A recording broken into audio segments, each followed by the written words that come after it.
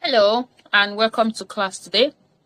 Today we're going to be demonstrating how to assess a patient and ectopic pregnancy patients according to NMC OSCE guideline. Now, from our assessment, we have done an overview. We've talked about the priorities. We've talked about how a patient presents and signs and symptoms. So now you're going to see how we're going to assess. Remember, in assessment station, it's a 20-minute station, but I do recommend you practice for 18 minutes. I'm going to show you how you could assess your patient. I'm going to be sharing my screen to show you how you will record on your NIS2 chart. So follow me on this journey. So what is the first thing? The first thing when in exam, when you're asked that your time has started for you to start assessing, the first thing is always to assess your scene. Now, before I go into assessing scene, I want to quickly mention that in assessment station, you can be dealing with a live patient or a mannequin. For today's class, I'm going to base it on a live patient.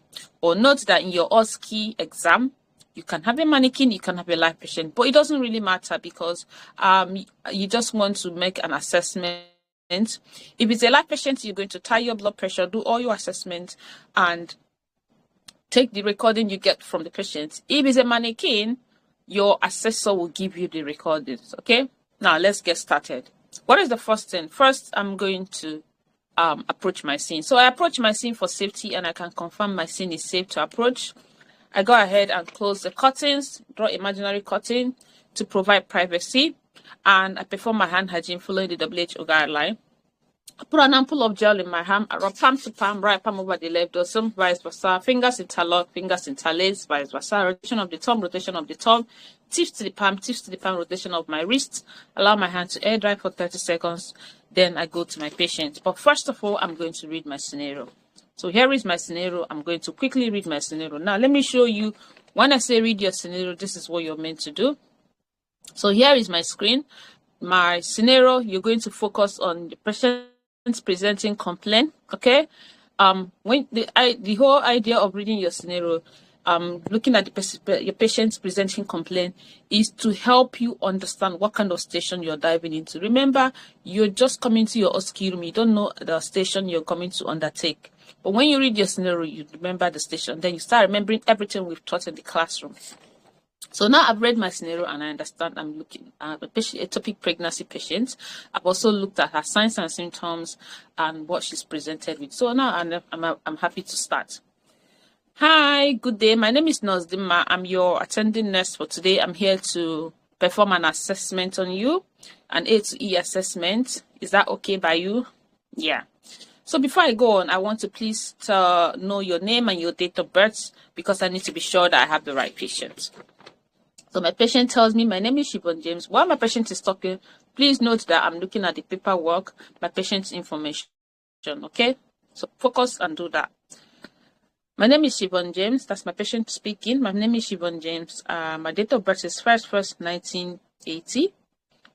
Okay? So then I had to look at my patient details. Siobhan James had verbalized it 1/1/1960. Okay. And Siobhan, can I please double check this information in your wristband? Yeah. So I look at my patient's wristband. Siobhan James, 1/1/1960. Okay. Hospital number 00321. Assessor, I can confirm that I have the right patient with me and I'm happy to proceed.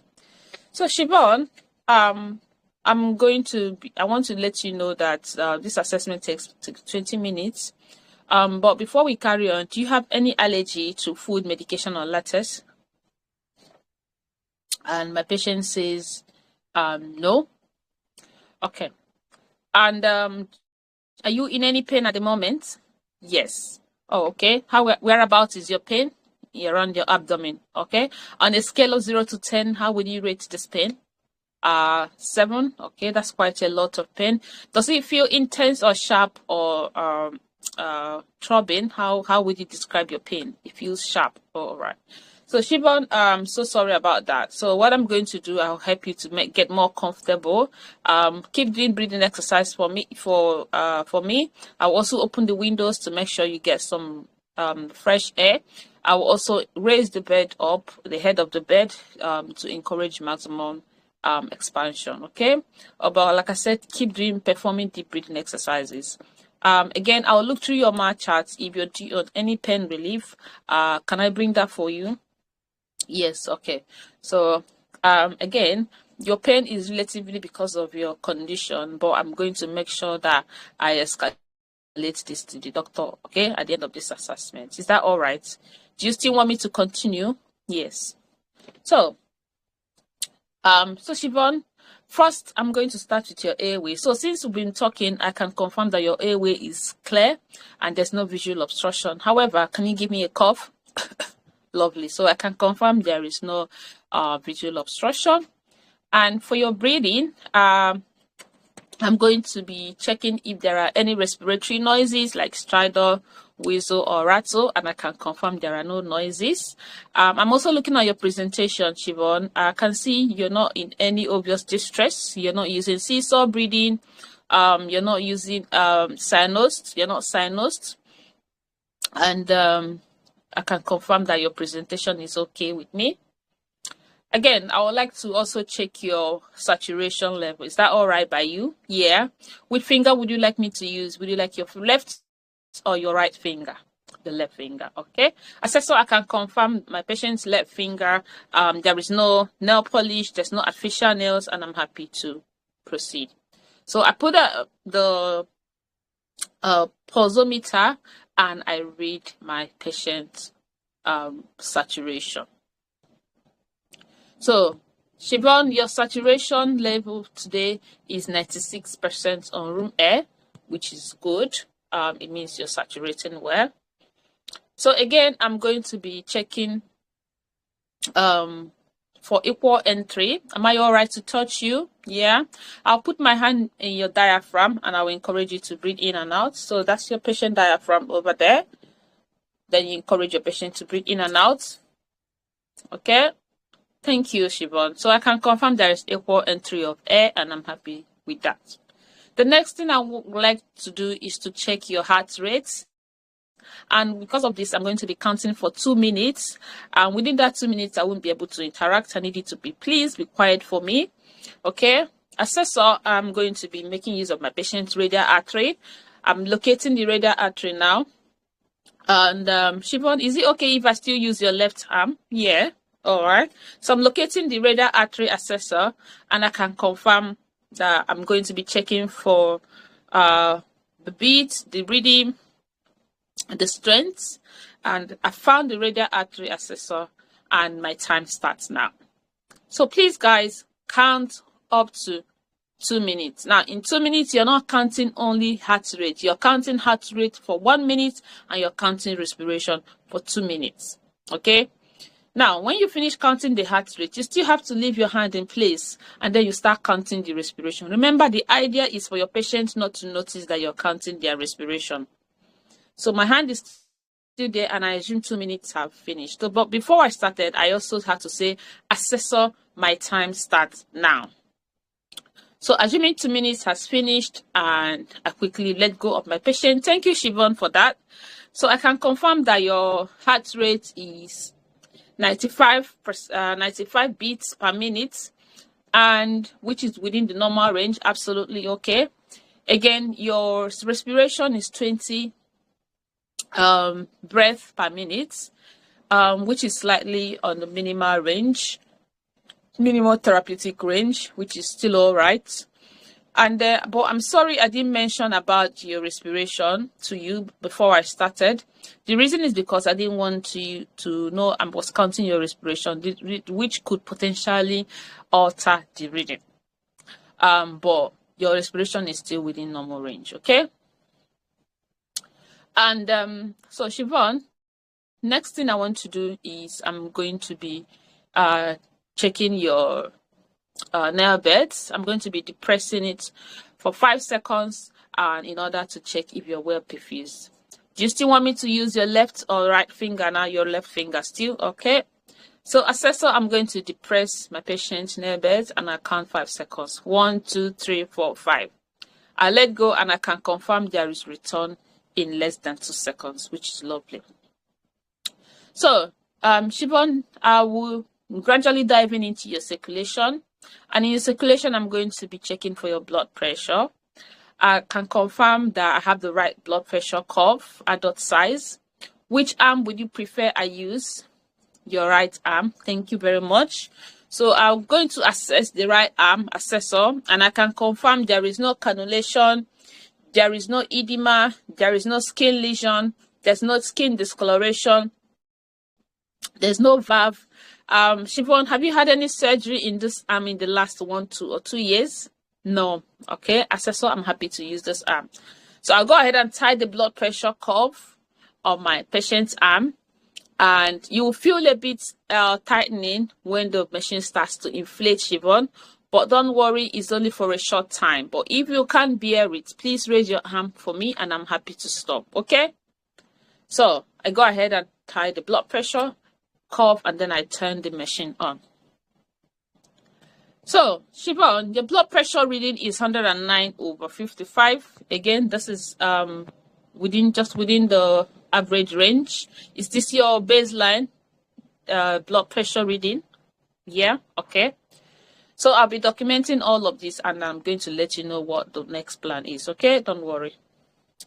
And again, I'm going to be checking for how perfused you are. Am I okay to touch you?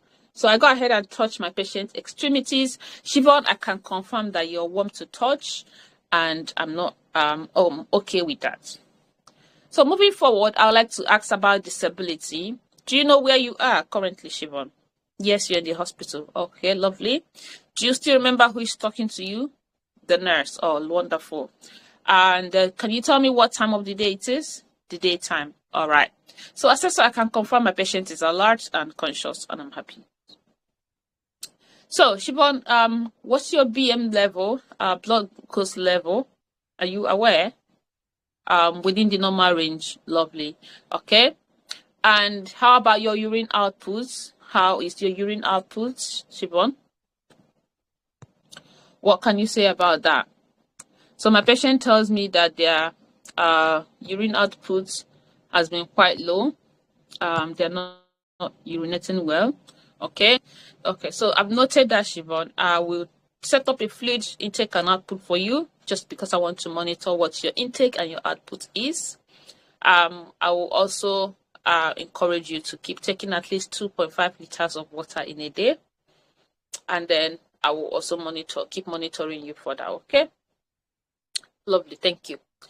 So how about your bowels? Do you have concerns with your bowel movement? No, you don't, okay? So moving to exposure, I would like to check your, take your temperature. So what I'm going to do is to use the skin around the forehead. So I can confirm that the skin around the forehead is clear. There's no visible injury. There's no discoloration, and I'm happy to proceed. So Siobhan, I'm going to take the thermometer and point it in your forehead in order to take the temperature. I can confirm the temperature reading is 36.3, which is normal range, and this is okay. Do you have any other part of your body that's covered that you want me to take note of? Any injuries, any covered areas, Siobhan? No? Okay. So, assessor, I've completed my A to E assessment. So, Siobhan, I'm going to step away a little bit by the bedside while I calculate your NEWS2 score, and then I'll tell you what next plan will be. Okay? So, guys, come with me. Look at my screen. I'm going to be calculating the NEWS2.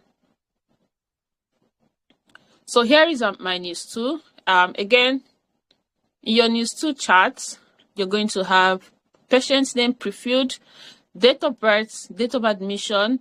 Okay, the date there is your exam date and your time.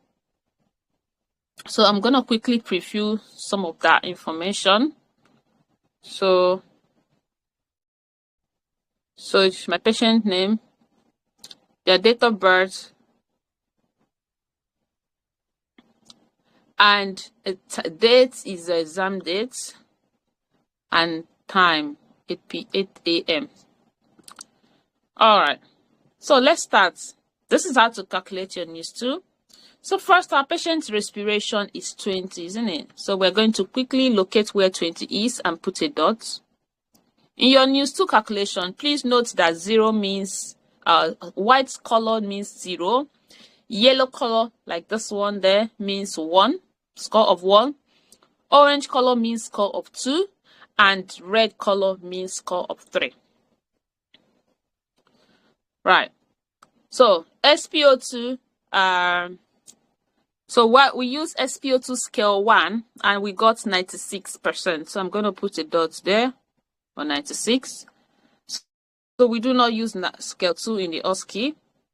Air or oxygen, what do you all think is air? And blood pressure is 109/55. So for blood pressure, this is the way to calculate. So you simply make an arrow there and where the blood pressure stops, that's 55, an arrow there, and then you join them. Okay? Now, let's move forward. The next one is pulse. Our patient's pulse is, let's have a look, 95. That's heart rate. Patient heart rate is 95, guys. So we're going to document. So here is 95 there. I'm going to simply put a dot. Alert or consciousness. Alert. A. Don't bother about these ones, okay? Temperature, because the patient is alert. So you don't bother about VP. You don't ask any questions on that. Temperature wise is 36.3. So I'm going to put a dot there. Now, join me, let's do the calculation. Remember I said white means 0, yellow means 1, orange is 2, and red is 3. So from the first one, respiration, we got white, that's 0. Coming to SpO2 is white, 0. Air or oxygen is white, 0. Blood pressure is yellow, that's 1. Heart rate is yellow, that's another 1 score. So 1 plus 1 is 2. Consciousness is white, that's 0, and temperature is white, that's 0. So on the whole, our patient's total news 2 is 2. I'm going to put 2 there. Monitoring frequency is what? 4. Escalation of care, Y for yes, and then I put my initial. Now, this is where you get your monitoring frequency. This one here, this chart here is going to be at the back of your news 2. Okay, so you have news 2 of 0 is 12 hourly. News 2 of 1 to 4 is 4 to 6 hourly. News 2 of 3 in a single parameter is 1 hourly. News of 5 and above is 1 hourly. And 7, of course, is continuous monitoring. So now I'm done calculating my patient news 2. I'm going to come back to my patient. Hi, Siobhan. Finished your news 2 calculation. So your total news 2 is 2 in total. This means I'm going to be monitoring you every 4 to 6 hours or every 4 hours. Okay. So Siobhan, I want to go through your physical health needs and activities of daily living with you. Is that all right? So first of all, you presented with shoulder pain. So please, this is where we go. Thus, we'll quickly go to your patient's presenting complaint. That's the presenting complaint. Vaginal bleeding for the past 2 days. Okay. So Siobhan, you presented with vaginal bleeding for the past 2 days. And the doctor has made the diagnosis of ectopic pregnancy. And you're also required to go for a surgery. And how does that make you feel, Siobhan? So my patient is going to tell me, oh, I feel so overwhelmed, I feel so nervous, I feel anxious. This has been happening continuously for 2 years, and I feel really, really exhausted. So now this is your patient verbalizing their anxiety, okay, their vulnerable time. So what do? You have to reassure them. So Siobhan, just to reassure you, to make you know that you've got support around you. If you feel you need to speak to any team, please let us know and we'll be happy to refer you, okay? Again, in your surgery, during your assessment, I noted there is a new by mouth just because you are going for a surgery. So you will be you won't be having any food by mouth. Okay, but in order to maintain hydration, I'm going to set up an IV line in place, and I'll continue to monitor your intake and output. Okay. All right. Do you also want to tell me if you have signed your consent form? Yes. Do you understand everything that you need to do? Yeah. I noted that you said you've been bleeding, Siobhan. So how has this bleeding been? I know it's been there for 2 days. How is the bleeding? How severe it is? On an average, how often do you change a pad? 4 to 5 times. Oh, bless you.